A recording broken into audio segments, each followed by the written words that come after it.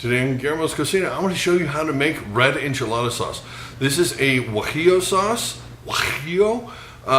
This is not a tomato-based sauce. There's a little bit of tomato paste in it, but there are two kinds of red sauces basically when it comes to enchilada sauce. So there's tomato-based, and then there's the chili-based. This is chili-based, and speaking of chilies, we have only the finest here.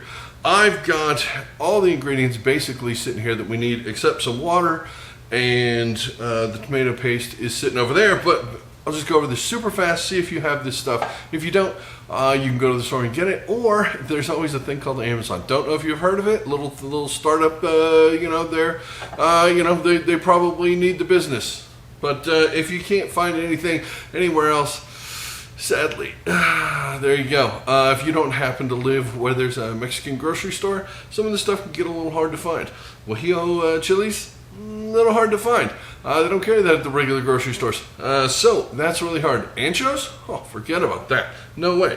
Are you going to find Maggi Seasoning? No, probably not. So you're going to need to find some sort of a source for these things. I have my random sources for this. If you want, I can leave me a comment down below and I'll let you know where I got all this stuff. Alright, so real quick, what do we have? We have some seasoning here. We have some paprika. We've got some Mexican oregano. Mexican oregano is different than Italian or Greek oregano. This is ground. This is wonderful. And Cumino.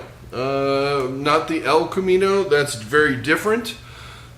They don't make that anymore. We have some salt. We have 4 Guajillo chilies right here. We have 4 Ancho Chiles. These are beautiful and they're still pliable and soft. When they get hard and crunchy, they're not so happy anymore. I have a couple of Chiles de Arbol. They are spicy.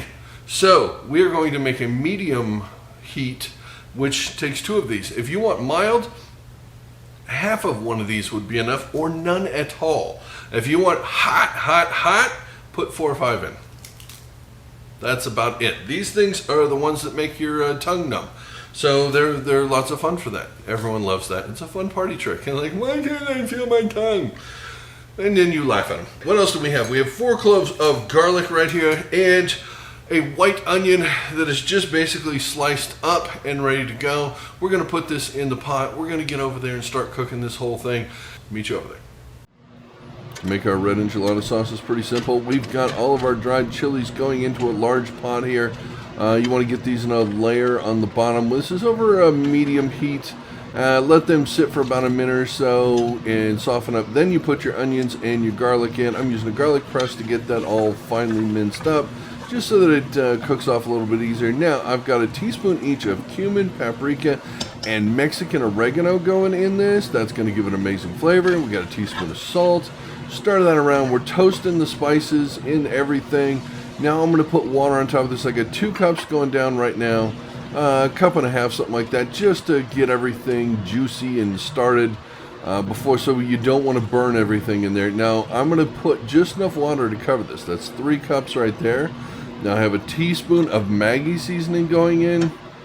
We're just going to give this another stir real quick. You get this all mixed up. You want the water level just at the top. Now bring this to a boil, basically over a high heat, then turn the heat way down to simmer. Let that go for about 20-25 minutes, and this is what it looks like. All the chilies are nicely, softened. All that broth is ready to go, and we are going to throw this in the blender and make some enchilada sauce. Alright, our chilies and everything else has come off the stove. It simmered for 20 minutes. If you had smell-o-vision right now, you'd be craving some enchiladas, because this is enchilada sauce. Now, we're going to put this in the blender. We're going to blend the crap out of it, I believe is the technical term. We're going to move this over here so it's closer, because this is going to make a hell of a mess. This thing is hot, so you can't really grab the pot super nicely. And you can't just dump this in, because it will make a horrible mess. So grab your tongs, drain this a little bit. I'll do this in fast forward and stop when I'm done.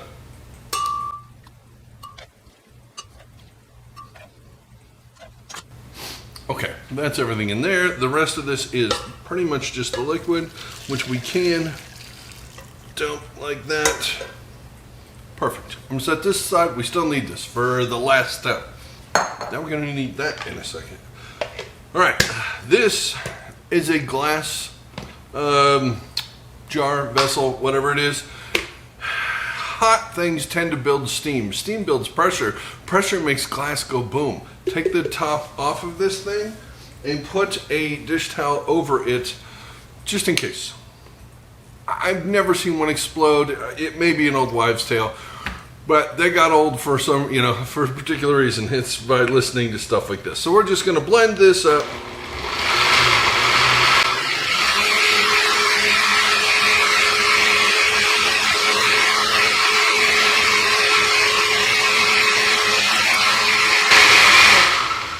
Okay, that should take care of that. And look, we have a little bit of bloop on there. So don't use this towel after that. There you go. It's going in the washer. All right, now we have to strain this because there is all kinds of funky stuff in here. Stuff that doesn't taste very good and isn't very edible. The skins on the peppers are very, very chewy. There's still some seeds in here that don't really break down very well, so we have to strain this. This is going in here. And it is thick, as you can see. That's okay. We still have a cup of water. We have a quarter of our water still in reserve because this isn't my first rodeo. Yeah. You have to work this through the strainer, by the way, because all those bits plug up all of the screens, holes in the screen, and this will not allow any liquid to pour through here. Okay, this does take a minute to get all this down here because you really got to work this through. It's thick. You want it thick. But you have a lot of paste left over here, and there's a lot of different things. That's why I always use this trick, and I will show it to you in half a second here. So we have this sitting over our carafe. I looked it up. It's called a carafe. Okay, we're going to pour this in here, which is going to, that's the remaining cup of water. What that's going to do is take any last bits of loveliness and put them through that. Again, taking any of the goodness that we can get and putting it in there. So we got this here. Now, what we're going to do is take this, and you can put this back on the blender if you want to. Put it back on there and re-blend it and get all this stuff out of it. But there's a certain limit to how crazy you need to be with this. All right, now pour this back through this. Oh yeah, see that? Maximum flavorage. Strain one more time. All right, that's it. That's how you get the maximum amount of goodness out of your chili concoction. Oh no, I have some on my hand here. You kind of need to test for bitterness of this and heat. It has a little bit of heat to it. Just those two, the Ancho and the Guajillo, don't really have any heat. They're fruity. It's the Chile de Arbol.